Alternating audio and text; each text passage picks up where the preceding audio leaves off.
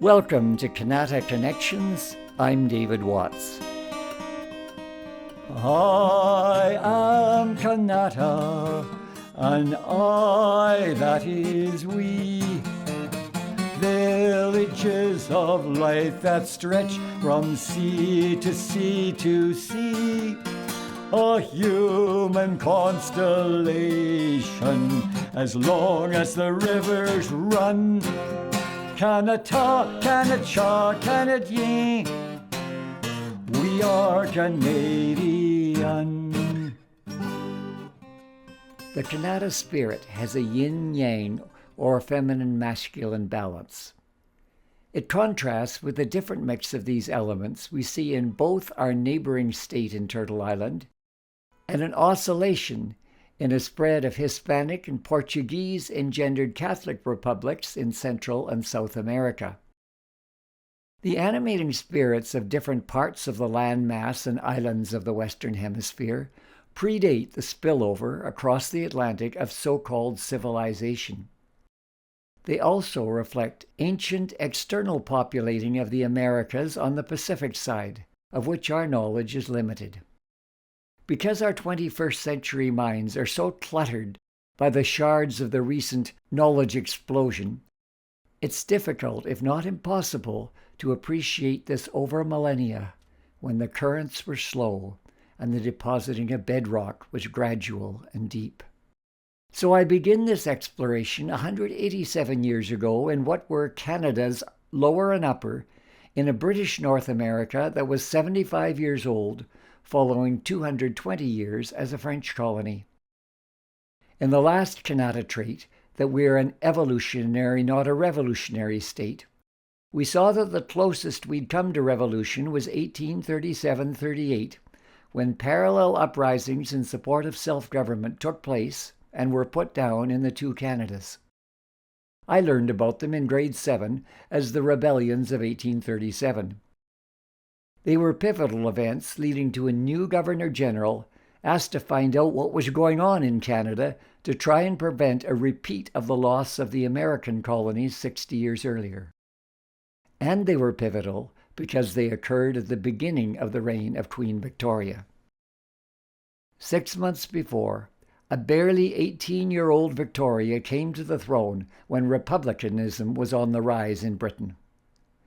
At her first Privy Council meeting, she showed such composure that her ministers said, perhaps there's still hope for the monarchy. Wanting to see her reign off to a good start and untarnished, they acted quickly to deal with the difficulties in the Canadas. Since 1837, two queens, Victoria and Elizabeth II, have been Canada's international head of state 70% of the time. These were formative years for our internal cohesion and our emergence abroad. Under Victoria, responsible government and confederation of 4 provinces came about, and 3 more joined soon after. She influenced selection of our capital. Of German ancestry, she was sensitive to the plight of minorities and chose a site on the border between French and English populations. She gave it the indigenous name, Ottawa, we say Ottawa, replacing a settler founder name. To Plains First Nations, she was White Buffalo Calf, a mythic feminine healer. Elizabeth II visited Canada more than any other country outside the UK. During her reign, we ended legal ties to Britain while retaining the crown as a spiritual symbol and developed its bilingual and multicultural character. Yet Victoria first recognized our ongoing French culture when she highlighted Sir Wilfrid Laurier as a favored prime minister at her Diamond Jubilee. Canada has more places, cities, towns, islands, parks, and streets named after Victoria than any other country in the world. We are also the only country in the world that still celebrates her birthday. For most now, Victoria Day weekend is simply a time to open the cottage or put in gardens once the risk of frost is past. As her memory eclipses in the wake of a later queen who has passed, we can enlarge this weekend's acts of looking forward to the warmth of summer to a broader recognition of the feminine in our village constellation of every language and origin. Victoria was a unique person of influence when almost all public offices were held by men. Her and Elizabeth's influence on collective consciousness in a less gender-based world is hard to overestimate.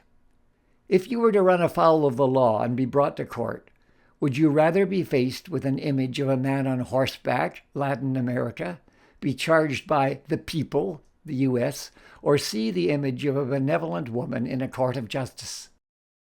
First Nations knew the difference between redcoats of the mother and the long knives of the father in crossing the medicine line. From matriarchs and longhouses, to pilgrim mothers who built the first hospital in the New World and other social services in New France, the famous 5 who won recognition of women as persons, to cabinets with gender parity and our first Supreme Court with a majority of female justices, these all reflect a deeper yin-yang balance that is the energy and spirit of Kanata.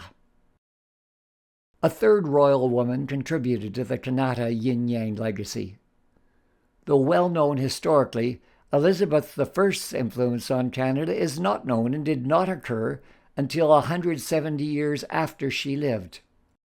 Victoria and Elizabeth II were actually queens of Canada, but the first Elizabeth had no direct connection with the Canadian mainland that was New France at the time.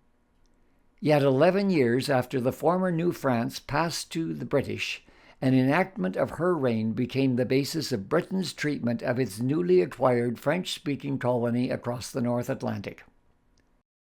On first setting up in Quebec, along the St. Lawrence and south to the Mississippi, Britain's first aim was to win the cooperation of First Nations who had been French allies. This she did in the Proclamation of 1763. Britain experienced English settlers would follow and in time outnumber the French to become a province like other British colonies to the south on the Atlantic coast. That did not happen, as the 13 colonies agitated for relaxation of British control over their trade. The governor of Quebec, Guy Carleton, felt the need to offer something more substantial to win the support of French Canadians, as his predecessors had done for First Nations before the French aligned with les Fils de la Liberté, Sons of Liberty movement. He recommended the way to do this was to restore traditional French rights and practices that had been suspended in 1763, though they had been set out in the military terms of capitulation Quebec signed with the British forces in 1759 and 60.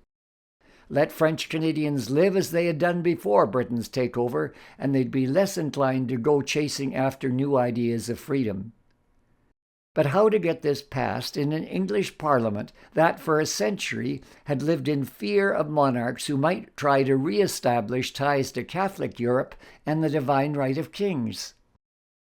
An answer was found in an act of Elizabeth I that ended strife between Catholics and Protestants that had marked the reigns of her father and siblings. Elizabeth's first act re-established the Church of England as supreme. Her second allowed Roman Catholics to practice their religion in private without harassment. "I want no windows into men's souls," she said solemnly as she signed it into law. This Elizabethan settlement spared England the Inquisition and religious warfare sweeping Europe. If subjects would pledge loyalty to her as queen, what they believed was of no concern to her. This 1559 English Act was the basis of the 1774 Quebec Act, the first legislation, as distinct from proclamation, in the ongoing written constitution of Quebec and Canada 215 years later. It is hereby declared that His Majesty's subjects, professing the religion of the Church of Rome of and in the province of Quebec, may have, hold, and enjoy the free exercise of the religion of the Church of Rome, subject to the King's supremacy, declared and established by an act made in the first year in the reign of Queen Elizabeth over all the dominions and countries to which then did belong to the imperial crown. In its 1774 application, Elizabeth I's Act of Toleration went far beyond its original scope, giving Roman Catholics in Canada rights that existed nowhere else in the Empire, including Britain.